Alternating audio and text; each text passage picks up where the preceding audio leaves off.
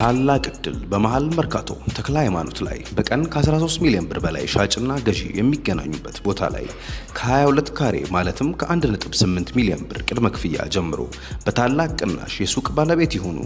ማሳሰቢያ፣ በዚህ የከተማችን ግዙፍ ሞል ላይ ሱቅ ሲገዙ ምንም አይነት የጋራ መጠቀሚያዎችን ካሬዎችን ታሳቢ የማይደረግበት መሆኑን እየገለጽን ለበለጠ መረጃ ይደውሉልን።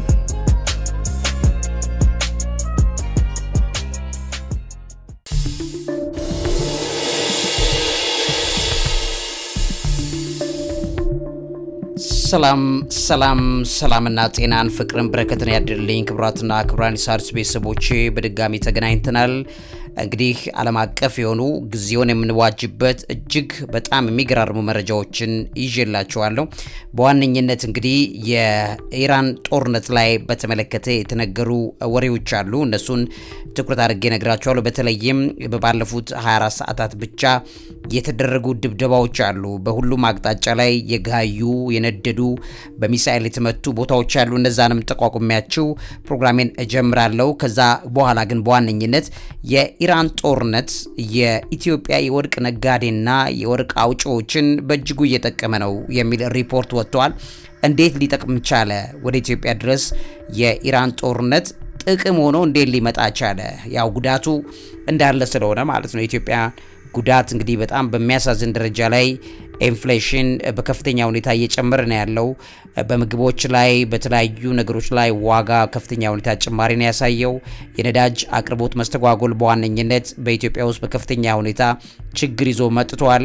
እንግዲህ ወደ ኋላ ተነስተን ወደ ጋርዮሽ ዘመን እንዳይለውጠን የሚሰጋበት ጊዜ ላይ ነው ያለነው። እንደምታውቁት እንግዲህ ምናልባትም ኢትዮጵያ ላይ በነገራችን ላይ ሳይክል ከተወሰነ ጊዜ በኋላ ከፍተኛ ቁጥር ተጠቃሚ ሰው ቁጥሩ ይበዛል ሳይክል ላይ። ምክንያቱም ሳይክል ኤሌክትሪክም አይፈልግም ነዳጅም አይፈልግም፣ የራስን ጉልበት አቅም ነው የሚፈልገው። በተመሳሳይ ሁኔታ ፈረስ እነ አህያ ወደ ትራንስፖርት አቅማቸው ተመልሶ የሚመጣበት ነገር በር እየከፈተ እንዳለ እንመለከታለን። በተለይ እንደምታውቁት በድሮ ዘመን በተለይ ከአንደኛው ዓለም ጦርነት በፊት በአውሮፓ ምድር ላይ ይመላለሱ የነበሩ የፈረስ ጋሪዎችን ታውቋቸዋላችሁ። በጣም ዘናጭ የሆኑ የፈረስ ጋሪዎች አሉ። እነዛ የፈረስ ጋሪዎች በከፍተኛ ሁኔታ ውበት ነበራቸው። በተለያዩ የጥንት ፊልሞች ላይ ሲታይ ዓለማችን ተመልሳ ፈረስ ጋሪ ልትጠቀም ትችላለች ተብሎ እየተባለ ነው የሚገኘው።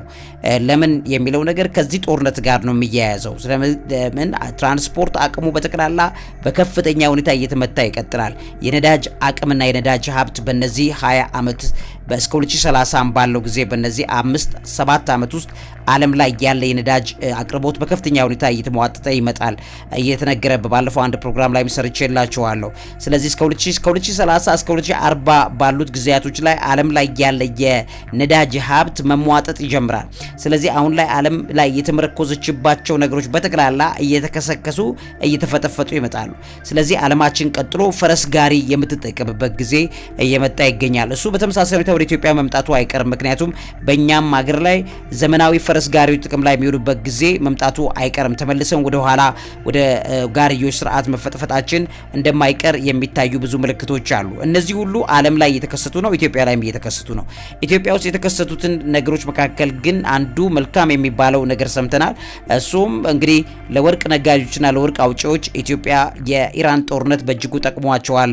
በተለይ የወርቅ አውጪዎች አሉ አርቲሳናልስ የሚባሉ እነሱ በከፍተኛ ደረጃ ዶላር እያመረቱ ነው የሚለው ነገር በተመለከተ በዚህ ፕሮግራም ላይ በደንብ አድርጌ እነግራችኋለሁ። ሌላኛው በዚህ ፕሮግራም ላይ በተለይም በአንድ የአይጥ ሐውልት ተሰርቷል። በጣም በሚገርም ደረጃ ምንድነው ይሄ የአይጥ ሐውልት የተሰራው? ለሐውልት ነው የተሰራው፣ ለአይጥ ነው የተሰራው። ሪዝኑ ምንድነው? ምክንያቱ ምንድነው?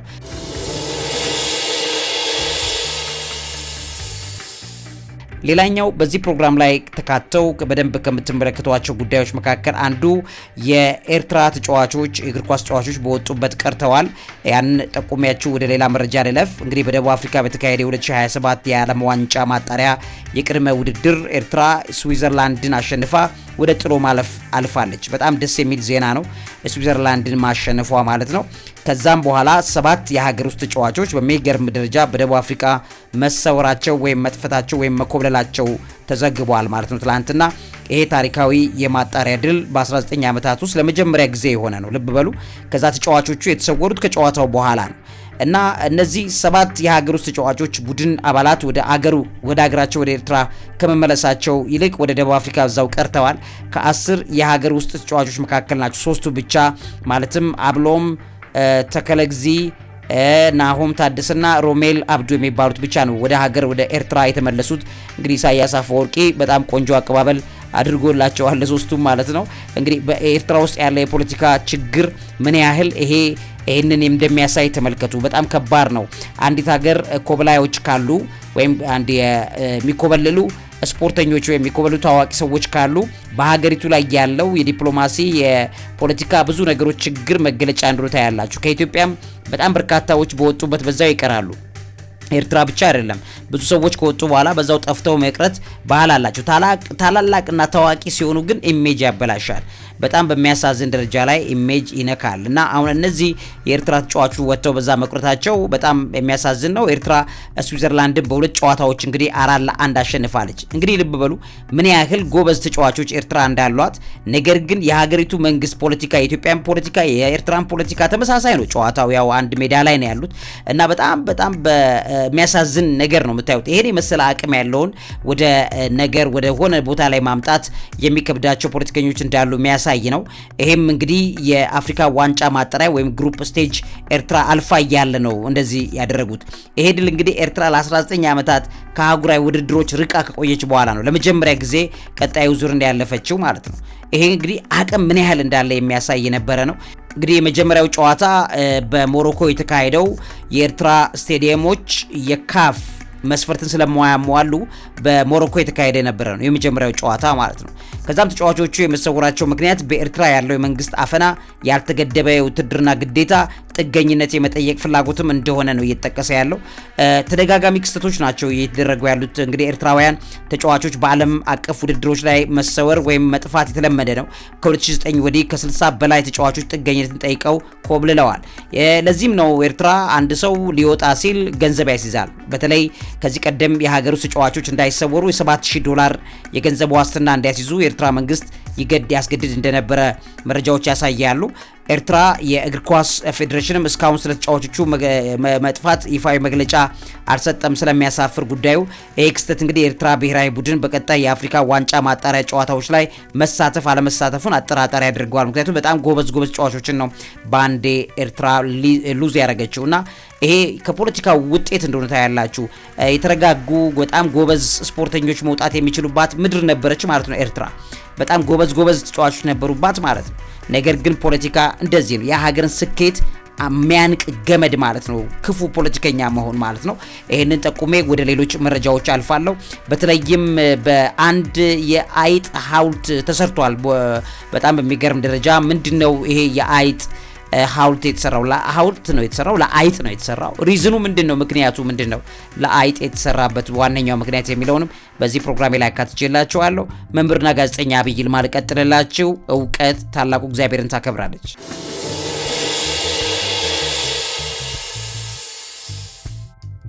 እንግዲህ ክቡራትና ክቡራን የሣድስ ቤተሰቦች መረጃዎች ልቀጥልላችሁ። በኢራን ጦርነት ዙሪያ ላይ የተሰሙ ዜናዎች መካከል በጣም ብዙ ሚሳኤሎች፣ ድሮኖች፣ ድብደባዎች ቀጥለዋል። ፕሬዚዳንት ትራምፕ ቀደም ብዬ አንድ ፕሮግራም ላይ ማቅረብላችኋለሁ። ፕሬዚዳንት ትራምፕ እንግዲህ የመጨረሻው ማስጠንቀቂያ ዛሬ ነበር የሚያደርገው፣ ነገር ግን ወደ ነገ አዛውሩታል። እንደገና 24 ሰዓት ጨምሬያለሁ ብለዋል። ለመደራደር እንዲያመቸኝ ነው በሚል ነው የተናገረው። ያው ወላዋይ ሀሳብ ያለው ሰው ስለሆነ ያው ይሄን እንደሚፈራም ይታወቃል። ይሄንን ለማድረግ ከኢራን ጋር የሚገባበት ችግር በጣም ከባድ እንደሚሆን ስለሚያውቀው አያደርገውም። ግን በቀጠሮ ህዝብን እና ዓለምን የማጉላላትና የማዘናጋት ነገሮች እንደሚበረቱ ታያላችሁ። ዞሮ ግን በእስራኤል እና በተለይም በኢራን መካከል ከፍተኛ ውድመቶች በአካባቢው በመካከለኛ ምስራቅ ላይ በጣም ብዙ ጥቃቶች፣ ውድመቶች እየደረሱ ነው ያሉት። በተለይ የዩናይትድ አረብ ኤሚሬትስ ከፍተኛ ጥቃት ተመዝግቧል። ዛሬ በተባበሩት አረብ ኤሚሬትስ መከላከያ ሚኒስቴር በባለፉት 24 ሰዓታት ውስጥ 12 የባሊስቲክ ሚሳኤሎች፣ 2 የክሩዝ ሚሳኤል እንደገና 19 ነው ድሮን ከኢራን ተተኩሰው እኚህን ነገሮች በተመለከተ ያደረሱት ጉዳትና የተመከቱትን ነገር የሀገሪቱ መንግስት ማሳወቁ የተነገረ ይገኛል። በዱባይ የቴሌኮሙኒኬሽን ህንፃ ላይ ድሮን ጥቃት አርፏል፣ ወይም ደግሞ ድሮን ስብርባሪም ሊሆን ይችላል ጉዳት አድርሷል ተብሏል። በመሳፋህ በሚገኝ በዛ አካባቢ ላይ በተጠለፈ ሚሳኤል ስብርባሪ አንድ የጋና ዜጋ መቁሰሉ እየተነገረ ይገኛል በዱባይ። ሌላው በእስራኤል ሃይፋ ላይ ዛሬ ጥቃት ተፈጽሟል። ኢራን በሰሜን እስራኤል በባህር ወደብ ከተማ በሃይፋ ላይ በፈጸመችው ሚሳኤል ጥቃት 4 ሰዎች ተገድለዋል። የመኖሪያ ህንፃዎች ላይ ከፍተኛ ጉዳት ደርሷል በእስራኤል ሃይፋ ውስጥ ማለት ነው። ምናልባት ሃይፋን ያያችሁ ከሆናችሁ ኦልድ ሃይፋ የሚባለው በጣም ጥግትግት ያሉ ቤቶች ያሉበት ቦታ ነው። ለጥቃት ይመቻል። አንድ ድሮን ወይም ደግሞ አንድ ሚሳኤል ቢለቀቅ እዛ ቦታ ላይ በጣም ብዙ ጉዳቶችን ማምጣት የሚችልበት ቦታ ነው። ከዛ ውጪ ደግሞ ብዙ መሸሸጊያ ቦታዎች ያሉትም እንደ ቴልአቪቭ ውስጥ ያሉት በጣም ትላልቅ ፎቆች አሉ። እነዛ ብዙ መሸሸጊያ ያላቸው በሚገርም ደረጃ ሚሳኤሎች በሚለቀቁ ሰዓት ሳይረን ይጮሃል። ወዲያው ሄዳችሁ ነው የምትደበቁት። በየመደበቂያ ክፍሎች በፎቆች ላይ ባሉ ራሳቸውን የቻሉ በኮንክሪት የተሰሩ ቤቶች አሉ። እዛ ውስጥ ገብታችሁ ነው የምትደበቁት። ስለዚህ ሚሳኤል ፎቁን እንኳን ቢመታው ያንን የተደበቅንበትን ቦታ ነጥሎ አለመምታት ይችላል ማለት ነው። በሃይፋ ወይ ኦልድ ሃይፋ አካባቢ ደግሞ ያለው ቦታ በጣም የድሮ ቤቶች ያሉበትና ጥንታዊ ቤቶች በተለይም በኦቶማን ቱርኪ ጊዜ የተሰሩ በጣም ብዙ የቆዩ ቤቶች ያሉበት ስፍራ ነው። የጥንት የሚባሉ ወደቦች ያሉበት ቦታ ነው። ሐዋርያው ጳውሎስ ይጠቀምባቸው የነበሩት በድሮ በነ አንድሮሜዳ ጊዜ ላይ የነበሩ የአንድሮሜዳ በጣም የሚገርም ቦታ አንድሮሜዳ በድንጋይ ላይ ታስራ የሚለው ታሪክ የተፈጸመበት ቦታ የድሮ ታሪኮች ሁሉ ያለፉበት ቦታ ነው ኦልድ ሃይፋ። በዛ አካባቢ ላይ ምንም አይነት ሚሳኤል ቢለቀቅ ጥቃት መፈጸም ይችላል። ምክንያቱም መከላከያ ቦታዎች ብዙ የሉም። እንደገናም ደግሞ ከነ አይረን ዶሙ ከመከላከያው ዶሞቹ ማለፍ ከቻለ ምንም አይነት ሰው መግደል ይችላል እና ያ ቦታ ላይ ነው ግድያው የተፈጸመው። ስለዚህ ኢራን በሰሜን እስራኤል በዚህ ቦታ ላይ ያሉትን የባህር ወደብ ከተማ ሃይፋ ላይ በተፈጸመው ጥቃት 4 ሰዎች መገደላቸው እየተነገረ ይገኛል። የኢራን የስለላ አዛዥ መገደልም ጭምር እየተነገረ ነው። ዛሬ እስራኤል በቴህራን በፈጸመችው የአየር ድብደባ የኢራን አብዮታዊ ዘበኛ ከፍተኛ የስለላ አዛዥ ማጂድ ዴሚ ይባላሉ መገደላቸውን የኢራን ሚዲያዎችም ጭምር አረጋግጠዋል። በኢራቅ የአሜሪካ ኤምባሲ ላይ ጥቃት ተፈጽሟል። በባግዳድ የሚገኘው የአሜሪካ ኤምባሲና ሌሎችም የጥምር ኃይሎች ቦታዎችን ያነጣጠሩ ሚሳኤሎች ተተኩሰዋል። ይሄም ዛሬ ከሰማናቸው መካከል ይገኛሉ። በኩዌት የነዳጅ ማዕከላት ላይ ጥቃት ተፈጽሟል። የኢራን ድሮኖች በኩዌት የነዳጅ ማጣሪያና የኤሌክትሪክ ማመንጫ ተቋማት ላይ ጉዳት ማድረሳቸው የተዘገበ ይገኛል። በሆርሙዝ ባህረ ሰላጤም ውጥረት ጨምሯል። አሜሪካና እስራኤል ኢራን በሆርሙዝ ባህረ ሰላጤውን እንድትከፍት የሰጡት የጊዜ ገደብ አልፏል። ያን ተከትሎም የባህር ኃይሎች ጥቃቶች ተባብሰው እንደቀጠሉ እየተነገረ ነው የሚገኘው። የሳዑዲ አረቢያ አየር መከላከያን በተመለከተ ይሄው ሚኒስትሩ 10 ድሮኖች መክሸፋቸውን በቅርብ ሰዓታት ውስጥ አስታውቆታል። በደቡብ ሊባኖስ እስራኤል ያደረገችው ጥቃት አለ። የእስራኤል ድሮኖች በደቡብ ሊባኖስ ከፍር ሩማን እና በቤይሩት አካባቢ ላይ ባሉት ቦታዎች ላይ ጥቃት አድርሰው የሀገር ውስጥ ሚዲያዎችም በዚህ ብዙ ውድመቶችን ሪፖርት እንዳደረጉ እየተነገረ ይገኛል። ኢራን ተጨማሪ አጥፊ ጥቃቶችን አነሳስታለች በሚል እየተከሰሰች ነው። የኢራን ወታደራዊ አዛዦች አሜሪካና እስራኤል ጥቃታቸውን ካላቆሙ ከዚህ በፊት ታይቶ የማይታወቅ አጥፊ የአጸፋ እርምጃ መውሰድን ቀጥላሉ በሚል ዛሬ ኢራን በከፍተኛ ሁኔታ አጉልታ የጮኸችበት ያለችው ጉዳይ ነው። እነዚህን ተቋቁሚያቸው ወደ ኢትዮጵያ ልውሰዳችሁ። በተለይ በጣም በሚገርም ደረጃ የኢራን ጦርነት የኢትዮጵያ የወርቅ አምራች አውጪ አርቲሳናሎችንም እንዲሁም ደግሞ ነጋዴዎችንም በዶላር እያንበሻበሸ ነው የሚገኘው የሚለውን ነገር በተመለከተ በዚህ ፕሮግራሜ ላይ አቀርብላችኋለሁ። መምህርና ጋዜጠኛ ዐቢይ ይልማ ነኝ።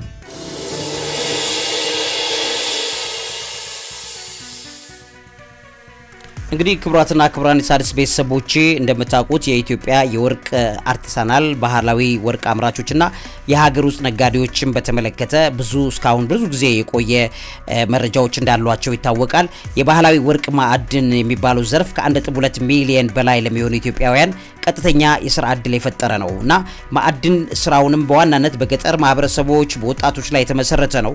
ለ7.5 ሚሊዮን በላይ ሰዎች የኑሮ መሰረት ወይም ላይቭሊሁድ ነው ማለት በሚገርም ደረጃ ብዙ ቤተሰቦቻቸውን የሚያስተዳድሩ የማዕድን ቆፋሪዎችና አውጪዎች እንዳሉ ይታወቃል እና ባህላዊ ማዕድን አውጪዎች ከሚያገኙት ገቢ ውስጥ 74 በመቶ የሚሆነው ከወርቅ ማውጣት ስራ የሚገኝ እንደሆነ ነው የሚነገረው። ከፍተኛ የውጭ ምንዛሬ አስተዋጽኦ አለው። የባህላዊ ማዕድን ዘርፍ ከኢትዮጵያ ጠቅላላ የወርቅ ምርት የውጭ ንግድ ማለት ነው ወደ 65 በመቶ የሚሸፍነው በፋብሪካዎች ወይም በአምራቾች እንደ ቻይና፣ እንግሊዞች ምኖች መጥተው በካምፓኒ ደረጃ ላይ ከሚያመርቱት ይልቅ በባህላዊ መንገድ ግለሰቦች ወይም ደግሞ አርቲሳናልስ ወይም ደግሞ የሆኑ ሰዎች ቦታዎችን ይዘው እያስቆፈሩ አውጥተው የሚሸጡ 65 በመቶ ኤክስፖርቱን የሚይዙት እነሱ ናቸው። ለዚህም የወርቅ ምርት በዋናነት በቤኒሻንጉል ጉሙዝ፣ በኦሮሚያ፣ በደቡብ ኢትዮጵያና በትግራይ ክልሎች ላይ ያተኮረ እንደሆነ ይታወቃል እና አብዛኛዎቹ ባህላዊ አምራቾች የሚጠቀሙት የሚጠቀሙት ባህላዊ መሳሪያዎችን እንደ መዶሻ በሾል የሚባል ያንን በመጠቀም ነው እና ዘመናዊ ቴክኖሎጂ አጠቃቀም በጣም ዝቅተኛ እንደሆነ ነው የሚነገረው። የሴቶች ተሳትፎም በወርቅ ማጠብ፣ በአሸዋ የማጣራት ስራ ላይ ሴቶች ከፍተኛ ተሳትፎ እንዳላቸው ይታወቃል። በከባድ የስራ ሁኔታዎችና በሜርኩሪ ብክለት ምክንያት ተሳትፏቸው እየቀነሰ እየመጣ እንደሆነ እየተነገረ ነው የሚገኘው። እንግዲህ አነስተኛ የገቢ ምንጭ አለው። በአማካይ ባህላዊ የማዕድን አውጪዎች ከግብርና በተሻለ ገቢ የሚያገኙ ናቸው። ሆኖም ከፍተኛ የጤናና የደህንነት ስጋት ያለበት ስፍራ ነው። ስለዚህ ከአማካይ ነገሮች ሲታይ በጤና ጉዳት ሆኖ ከሚያገኙት ገቢ አንጻር ሲታይ ጤናቸው ጉዳቱ የሚያይል እንደሆነ ይታወቃል። ህገወጥ አሰራሮችን በሚል ለኤክስትራክቲቭ ኢንዱስትሪያል ትራንስፓረንሲ የሚባል ኢኒሼቲቭ አለ ዓለም ላይ። ያ ተቋም ባወጣው ሪፖርት ሲታይ ከ94 በመቶ በላይ የሚሆኑት ባህላዊ አምራቾች ያለ ህጋዊ ፈቃድ የሚንቀሳቀሱ ወይም ኢንፎርማል በመሆናቸው ከመንግስት ድጋፍ ወይም ህጋዊ ጥበቃ ስለማይደረግላቸው ለሞትና ለብዙ አደጋዎች የሚጋለጡ ናቸው ተብሎ በሪፖርቱ ላይ ተቀምጧል። እንግዲህ በሀገር ውስጥ ያለ የነጋጅ ወርቅ ነጋዴዎችና ግብይትን በተመለከተ የዋጋ ግሽበት ተጽዕኖ አለው። በአገር ውስጥ ያለው የወርቅ ዋጋ በከፍተኛ ሁኔታ እየጨመረ ነው ያለው። ባለፉት 5 ዓመታት በግምት ከ800% በላይ በእነዚህ ወርቅ አውጪዎች አማካኝነት የኢትዮጵያ የወርቅ አቅም በከፍተኛ ሁኔታ ማደጉ እየተነገረ ነው ያለው። የህገ ወጥ ንግድ መስፋፋትም ከዚህ ከጎኑ ላይ ያለ ነው። አብዛኛው የኢትዮጵያ ወርቅ ወደ መደበኛ ባንክ ሳይሆን ወደ ህገ ወጥ አሻሻጭ ገበያ ወይም ስመግለርስ እንዲሄድ ነው ሪፖርቶቹ የሚያመላክቱትም ያንን ነው። የብር የመግዛት አቅም ማሽቆልቆልም በነዳጅ ዋጋው ላይ ደግሞ በወርቁ ዋጋ ላይ ከፍተኛ አስተዋጽኦ እንዳደረገ እየተነገረ ነው ያለው። የሀገር ውስጥ የወርቅ ዋጋ ጭማሪ ከዓለም አቀፍ የዶላር ጭማሪ ይልቅ የብር መግዛት አቅም በመውረዱ የሚመጣ ነው የወርቅ ሽያጭ ዋጋው ከፍ ማለቱ ተብሎ እየተነገረ ነው ያለው።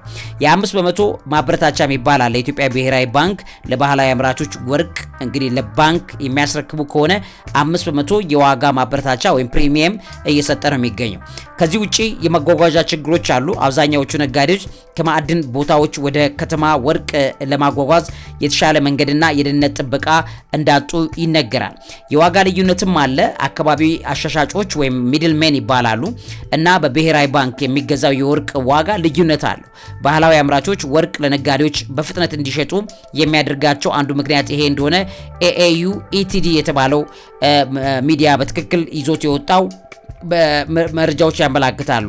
በተለይ IRARPN ጆርናል የሚባል ጆርናል አለ። አርቲሳናል ጎልድ ማይኒንግ ቻሌንጅስ ኢን ኢትዮጵያ የሚል ያወጣው ሪፖርት ላይ የውጭ ሀገር ሚዲያ ነው በደንብ አድርጎ ያስተነተነው አለ። ኢንተርናሽናል ግሮት ሴንተርም ደግሞ ይዞት የወጣው መረጃ አለ። ከዚህ አንጻር mom.govern.it የሚልም እንደዚሁ ይዞት የወጣው የመረጃ አለ። ኤክስትራክቲቭ ኢንዱስትሪስ ትራንስፓረንሲ ኢኒሺየቲቭ ወይም ደግሞ EITI የተባለው ከዚህ ዙሪያ ላይ በደንብ መረጃዎችን ይዟል። ስለዚህ በእነዚህ መረጃዎች መሰረት እንግዲህ አሁን ባለው በኢራን ጦርነት ደግሞ የኢትዮጵያ ነጋዴዎች በተለይ የወርቅ አምራቾችና ነጋዴዎች በከፍተኛ ሁኔታ ዶላር እየሰሩ ነው። ይሄን በተመለከተ መጠነኛ መረጃ ላካፍላችሁ።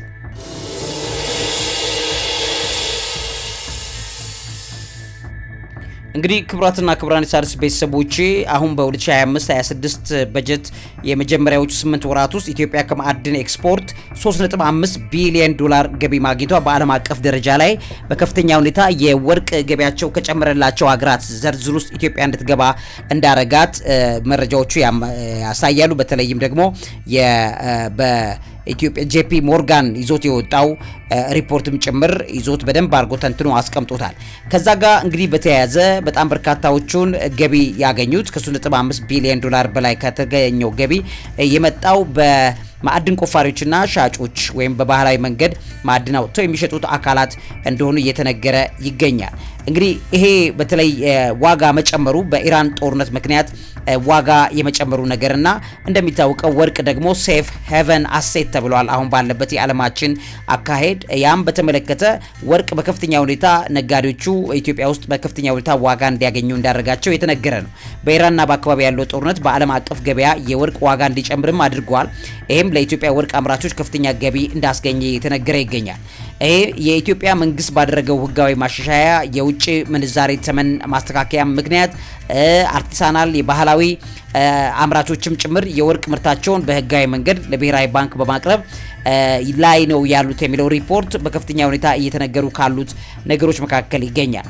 ከዚህ ጋር ተያይዞ እንግዲህ በኢራን ጦርነት ምክንያት እንዴት ተጠቃሚ ሊሆኑ ይችላሉ የሚለው እየተነገረ ያለው ከዚህ ጋር ይያያዛል። የዋጋ መረጋጋትና ከዚህ ጋር ያለው ችግር ተያይዞ እየተነሱ ያሉ ነገሮች ናቸው። የኢራን ጦርነት በጀመረበት ወቅት ላይ የወርቅ ዋጋ በዓለም አቀፍ ደረጃ $5200 ወይም በዛ ኦንስ ያክል በማሻቀቡ በአውጪዎች ከፍተኛ ትርፍ እያገኙ ይገኛሉ የኢትዮጵያ የወርቅ አውጪዎች። ሌላኛው ሴፍ ሄቨን መሆኑ ነው፣ የመጠለያ ፍላጎት መሆኑ ነው። ማለትም የጂኦፖለቲካዊ ውጥረቱ እየጨመረ በመጣ ቁጥር ባለሀብቶች ገንዘባቸውን በወርቅ ይቀይሩና ወርቅን እንደ ሴፍ ሄቨን ያዩታል። ስለዚህ በወርቅ ይቀይሩና ገንዘባቸውን ያሸሻሉ። ስለዚህ የማዕድን ፍላጎት ምርት በፍጥነት እየሸጠ ነው የሚገኘው በኢትዮጵያ ያሉ የማዕድን ቆፋሪዎች። በዚህ የተነሳ ነጋዴዎች ብራቸውን ከባንክ ላይ ካላቸው እምነት ይልቅ በወርቅ ቀይረው የማስቀመጥ ባህል እየጨመረ ነው ያለው። ሌላኛው በኢራን ጦርነት ምክንያት በኢትዮጵያ የማዕድን ቆፋሪዎች ዋጋ ከፍ ማለቱ የዋጋ ግሽበትን ከመከላከል አንጻር ዓለም እየሄደችበት ያለችበት መንገድ ነው ተብሏል። ጦርነቱ የዋጋ ግሽበትን ስለሚገፋ ወርቅ እንደ አስተማማኝ የንብረት መከላከያ ተደርጎ እየተወሰደ ነው። በዚህም የተነሳ የወርቅ አውጪዎች ከፍተኛ ፍላጎት እያቀረበላቸው እንዳለ ወይም ደግሞ በጣም በከፍተኛ ሁኔታ መፈለጋቸው እየተነገረ ነው ያለው። ሌላኛው ካላዶኒያ ማይኒንግ የሚባል አለ። እንደነዚህ ያሉ ኩባንያዎች ከፍተኛ የወርቅ ዋጋ በማግኘታቸው የአመታዊ ገቢያቸው በከፍተኛ ሁኔታ ጨምሯል። በዓለም ላይ ካላዶኒያ ማይኒንግ የሚባለው ከፍተኛ ወርቅ ገዢ ነው። ስለዚህ ወርቅ በጣም እየሰበሰበ ነው ዓለም ላይ ያለው። ስለዚህ የኢትዮጵያ ነጋዴዎችም የወርቅ ነጋዴና አውጪዎችም በተዘዋዋሪ መንገድ በመንግስትም ይሁን በሾለከ መንገድ ሄደው እነዚህ ሰዎች እጅ ላይ እየገባ ነው ያለው በሚል እየተነገረ ነው ያለው። የተለያየ የወርቅ ገበያ አውታሮችም አሉ። ትላልቅ አውጪዎች በኢራን ጦርነት አካባቢ ካለው የጭነት መቋረጥ ለማምለጥ የገበያ አውታሮቻቸውን ወደ አውሮፓና ሰሜን አሜሪካ በማዛወር ሽያጫቸውን እየጨመሩበት ይገኛሉ ወደዛ አካባቢ። ያም የሚሆነው ከነዳጅ ይልቅ ወደ ወርቅ ነገሮችን በመቀየር ስለሆነ የዓለምን ገበያ ጨምሮታል። የወርቅ ዋጋ መናርም እንደዚሁ የማዕድን አውጪዎች የማምረቻ ዋጋ ወይም ኦፕሬሽናል ኮስቶች አሉባቸው። ያ ከፍ እያለባቸው መጥቷል። ስለዚህ ከሽያጭ የሚያገኙትን ትርፍ ህዳግን እንዲያሳድግላቸው እንዳደረገ እየተነገረ ነው ያለው። ስለዚህ የማዕድን አውጪዎች ከፍተኛ ገንዘብ ዶላር እያገኙበት ነው።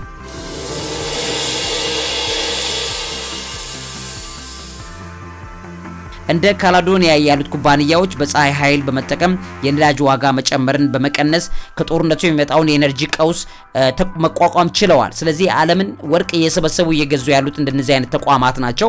የኢትዮጵያ ወርቅ አውጪዎችም በዚህ የተጠቀሙ ነው። የወርቅ ማዕድን ኩባንያዎች አክሲዮን ዋጋም በጦርነቱ ጊዜ የመለዋወጥ እድል አለው። አሁንም በዋጋ ተጠቃሚ ሆነው ይቀጥላሉ ማለት ነው። የኢትዮጵያ የአርቲሳናል አውጪዎች ተጠቃሚነትም በዚህ ሁኔታ ላይ እየጨመረ ነው የሚገኘው።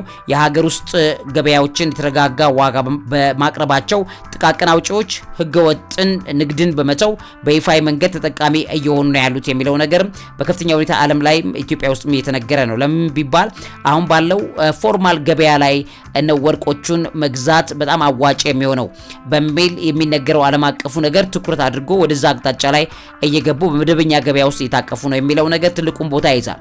የወርቅ ማዕድን አውጪዎች በኢኮኖሚ ቀውስ በሚኖርበት ጊዜ የገንዘብ ዋጋ መቀነስን የሚቋቋም የተረጋጋ ንብረት በማምረት ላይ ነው ያሉት ማለት ነው። ወርቅ ለዓለም የኢኮኖሚ ልጅቀትና ውሽቀት መረጋጊያ ማረፊያ በመሆኑ የተነሳ በኢትዮጵያ ውስጥ ያሉ የማዕድን ቆፋሪና አውጪዎች በከፍተኛ ደረጃ ተጠቃሚነታቸው እየጨመረ እንዳለና በዓለም ገበያ ላይ የኢትዮጵያ ወርቅ በከፍተኛ ሁኔታ እየተፈለገ መሆኑን መረጃዎች ያሳያሉ። እነዚህን ላካፍላችሁ ብዬ ነው። ወደ መጨረሻው መረጃ አልፋለሁ። በአጭሩ ነው የምነግራችሁ። የአይጥ ሐውልት ለምን ተሰራ?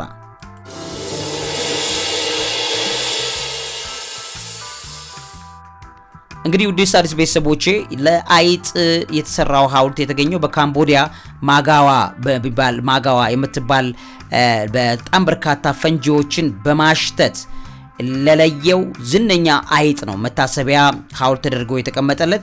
የሐውልቱ ምርቃት የተከናወነው እንደ አውሮፓውያን ዘመን አቆጣጠር በሚያዝያ 3 2026 በሴም ሪፕ በሚባል ከተማ ነው እና ይህ ዓለም አቀፍ የፈንጂ ግንዛቤ ማስጨበጫ ቀን ወይም ኢንተርናሽናል ዴይ ፎር ማይን አዌርነስ በሚል ለዛ መታሰቢያ በማድረግ እንደሆነ ለአይጡ የሐውልት ቆሞለታል።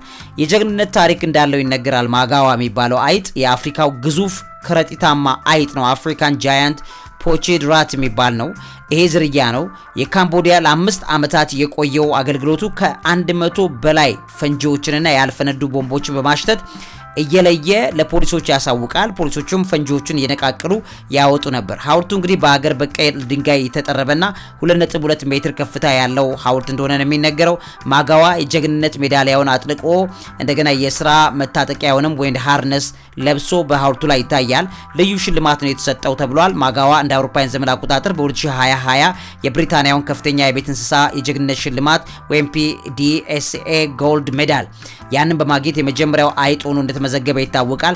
ማጋዋ የሰለጠነ አፖፖ ወይም ደግሞ ይሄ አፖፖ የሚባለው የቤልጂየም ግብረሰናይ ድርጅት ነው። አይጦችን ክብደታቸውን ቀላል በመሆኑ ፈንጂው ላይ ቢረግጡም እንደማይፈነዱ ይታወቃል። ስለዚህ ፈንጂ ላይ ልኳቸዋል፣ ሲረግጡት አይፈነዳም። ስለዚህ አይጦችን ለዚህ ይጠቀማል። ስለዚህ ለዚህ የተመረጠው ይሄ ማጋዋ የተባለው አይጥ እንግዲህ በዝና ተቀምጧል ማለት ነው። ህልፈቱን በተመለከተ የጀግና አይጥ ብለው የሰየሙት በ2021 ጡረታ ከወጣ በኋላ በ2022 በ8 ዓመቱ ከዚህ ዓለም በሞት ተለይቷል የሚል ዜና ነው እየተነገረ ያለው ማለት ነው። ስለዚህ እስከ 2030 ድረስ ሀገሪቱን ከፈንጂ ነፃ የማድረግ ግብ ይዛ ካምቦዲያ እየሰራች ነው ያለችው። ለዚህም አይጡ ከፍተኛ ሜዳሊያ ተሸልሟል። እንደገናም ሐውልት ሰርቶለታል። ውድ ሣድስ ቤተሰቦቼ በዚህ ዙሪያ ላይ ምን አስተያየት አላችሁ? በአስተያየት መስጫ ቦታችን ላይ ኮመንት አድርጉ። በዚሁ ሐውልት በተሰራለት አይጥ ዙሪያ ላይ ቆንጆ አስተያየት ሰጡኛላችሁ ብዬ ጠብቃለሁ። ወይ አፕሪሼት ታደርጋላችሁ ወይም ተተቻላችሁ ወይም የራሳችሁን ዝንባሌ ትገልጹልኛላችሁ። ለዚህ አእምሮ ምግብ አዘጋጅና አቅራቢ መምህርና ጋዜጠኛ ዐቢይ ይልማ። እውቀት ታላቁ እግዚአብሔርን ታከብራለች። ታላቅ ዕድል በመሃል መርካቶ ተክለ ሃይማኖት ላይ በቀን ከ13 ሚሊዮን ብር በላይ ሻጭና ገዢ የሚገናኙበት ቦታ ላይ ከ22 ካሬ ማለትም ከ1.8 ሚሊዮን ብር ቅድመ ክፍያ ጀምሮ በታላቅ ቅናሽ የሱቅ ባለቤት ይሁኑ። ማሳሰቢያ፣ በዚህ የከተማችን ግዙፍ ሞል ላይ ሱቅ ሲገዙ ምንም አይነት የጋራ መጠቀሚያዎችን ካሬዎችን ታሳቢ የማይደረግበት መሆኑን እየገለጽን ለበለጠ መረጃ ይደውሉልን።